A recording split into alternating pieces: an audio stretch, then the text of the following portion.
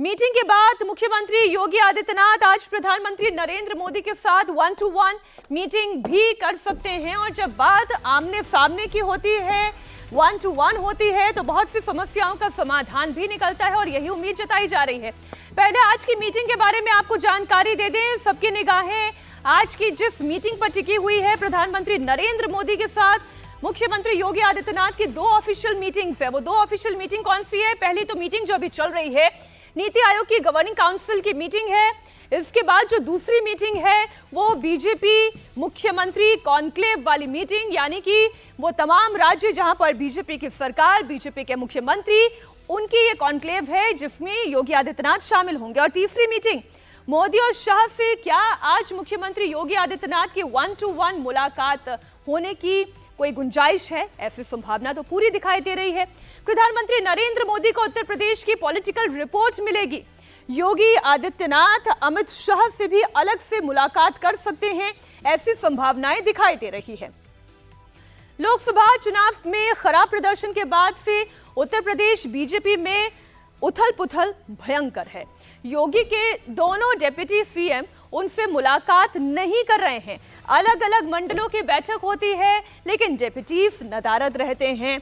आज दोनों deputy CM मुख्यमंत्री योगी आदित्यनाथ के साथ साथ दिल्ली में मौजूद हैं, लेकिन तीनों की आपस में मुलाकात दिल्ली में भी हुई है या नहीं, इसे लेकर भी संशय ही है। दिल्ली में आज उनका बीजेपी के मुख्यमंत्री कॉन्क्लेव में आमना सामना होगा। इस कॉन्क्लेव में प्रधानमंत्री मोदी रहेंगे, गृह मंत्री अमित शाह रहेंगे, राजनाथ सिंह बतौर रक्षा मंत्री की मौजूदगी रहेगी, बीजेपी अध्यक्ष जेपी नड्डा होंगे और बीएल संतोष जो कि राष्ट्रीय संगठन महामंत्री हैं, उनकी भी मौजूदगी रहेगी। अब कौन कौन?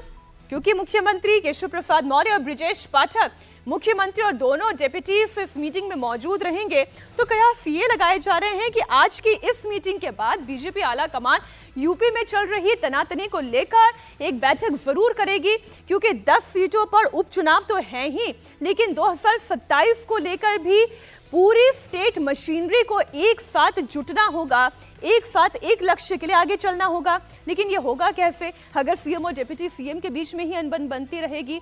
तो फिर इसलिए आज इस कलह को दूर करने की कोशिश की जाएगी। सीएम योगी और केशव प्रसाद मौर्य के बीच पिछले कई दिनों से दूरियों की खबर आ रही है। परसों जब योगी आदित्यनाथ ने प्रयागराज मंडल की एक बैठक बुलाई, तो उसमें केशव प्रसाद मौर्य वो गैर हाजिर रहे। कल की तारीख की बात जब लखनऊ मंडल की बैठक बुलाई गई, क्योंकि लखनऊ कैंट से खुद जीते हैं ब्रिजेश पाठक, डिप्टी सीएम भी है, इस मंडल की जिम्मेदारी जिनके कांधों पर, लेकिन वो भी इस मीटिंग से गैर हाजिर रहे। जब विधायकों से पूछा गया कि कोई अनबन है, तो वो कहने लगे कि वो उप मुख्यमंत्री हैं, बतौर उप मुख्यमंत्री उनके पास भी बहुत सारे काम हैं, इसलिए वो व्यस्त रहे होंगे। अब आज दिल्ली में चूंकि मीटिंग है, इसलिए ये संभावना है कि बैठक में मुलाकात होगी और पहली बार इतने दिनों के अंतराल के बाद सीएम और डिप्टी सीएम्स का आमना सामना होगा। कल केशव प्रसाद मौर्य अपनी निजी कार से दिल्ली पहुंचे। वे सीएम योगी आदित्यनाथ से पहले ही दोपहर में यूपी सदन भी पहुंच गए थे।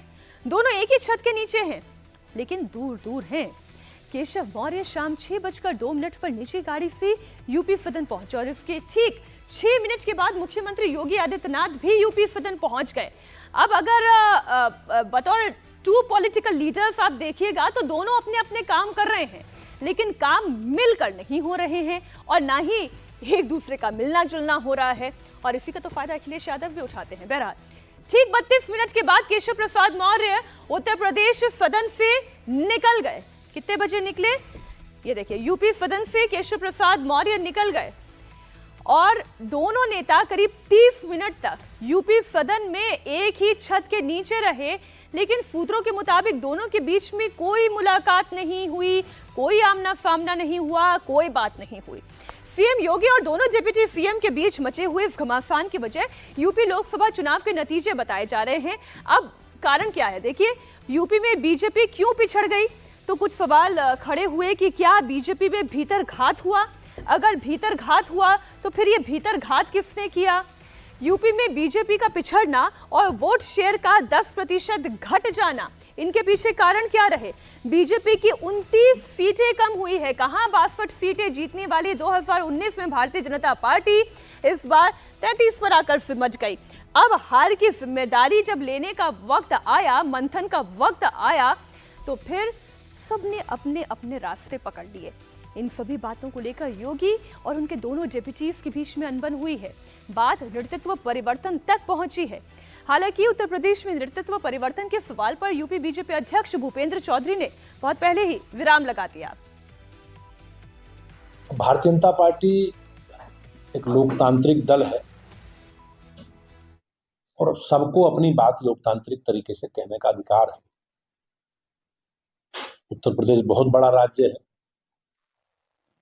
और उन परिस्थितियों में पार्टी की स्थिति, हम लोग अनुशासन के साथ आगे बढ़ रहे हैं, लेकिन कुछ चीजें मीडिया में, सार्वजनिक जीवन में रहती हैं। इस प्रकार की परिस्थिति है। उन परिस्थितियों में मैंने पहले भी कहा कि परिणाम हमारी अपेक्षा के अनुसार नहीं आए और हम लोगों ने आपस में बातचीत करके उन सब विषयों की समीक्षा करके हम लोग आगे बढ़ रहे हैं। उन सब खामियों को दूर करेंगे। यूपी से लेकर दिल्ली तक बैठकें हो रही है और वहां पर यूपी में बदलाव की बातें चल रही है, इसमें कितनी सच्चाई? अब ये सारे विषय पार्टी के, सब विषय पार्टी के विचाराधीन है। ऐसा कुछ है नहीं, परिस्थिति है, परिणाम जरूर आए, लेकिन vote percent Bharatiya Janata party का उत्तर प्रदेश में भी हमारा सबसे ज्यादा है।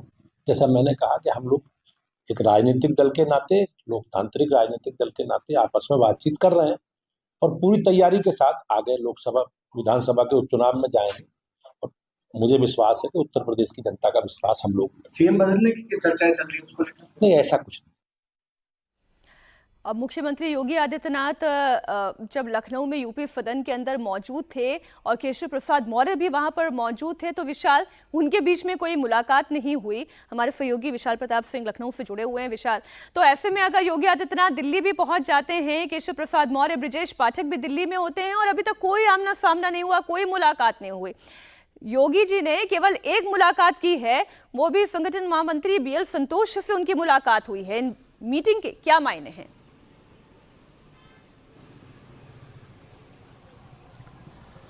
देखिए, चूंकि मीनाक्षी, उत्तर प्रदेश के जो 3 सीनियर लीडर्स हैं वो इस समय दिल्ली में हैं। केंद्रीय नेतृत्व वहां पर मौजूद है। केंद्रीय नेतृत्व से मुलाकात होगी। प्रधानमंत्री से भी मुलाकात संभावित है। बीजेपी अध्यक्ष JP नड्डा से मुलाकात संभावित है। अमित शाह से मुलाकात हो सकती है।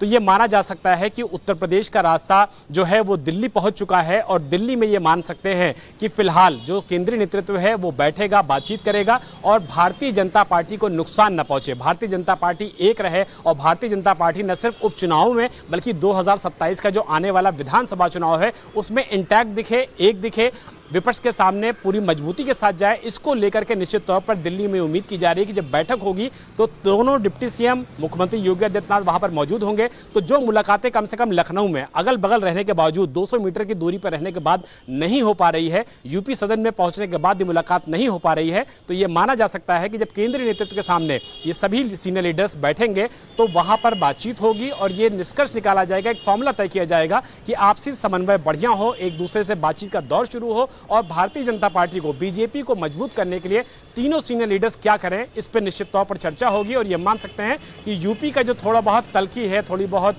आपसी खींचतान है, ये कम से कम दिल्ली में खत्म होती हुई नजर आएगी। तो सबकी निगाहें टिकी हुई हैं कि केंद्रीय नेतृत्व के साथ जब ये तीनों लीडर्स बैठते हैं तो उनको क्या मंत्र दिया जाता है आपसी संगठन एक साथ बढ़ा करके सरकार के साथ चलने का, क्योंकि तीनों वहां पर है तो सबकी निगाहें निश्चित तौर पर दिल्ली पे लगी हुई हैं, उत्तर प्रदेश की राजधानी लखनऊ से भी। जी बिल्कुल। इधर यूपी सरकार में जारी इस खींचतान पर विपक्ष जमकर चुटकी ले रहा है। अखिलेश यादव सीधे लखनऊ और दिल्ली की दूरी को नापने लग गए। कह रहे हैं कि डबल इंजन वालों के बीच में एक और इंजन आ गया है जो दिल्ली लखनऊ के बीच शंटिंग करता रहता है। ऐसा लग रहा है कि 2 राजधानियों के बीच कोई इंटरसिटी आवागमन सेवा चल रही है।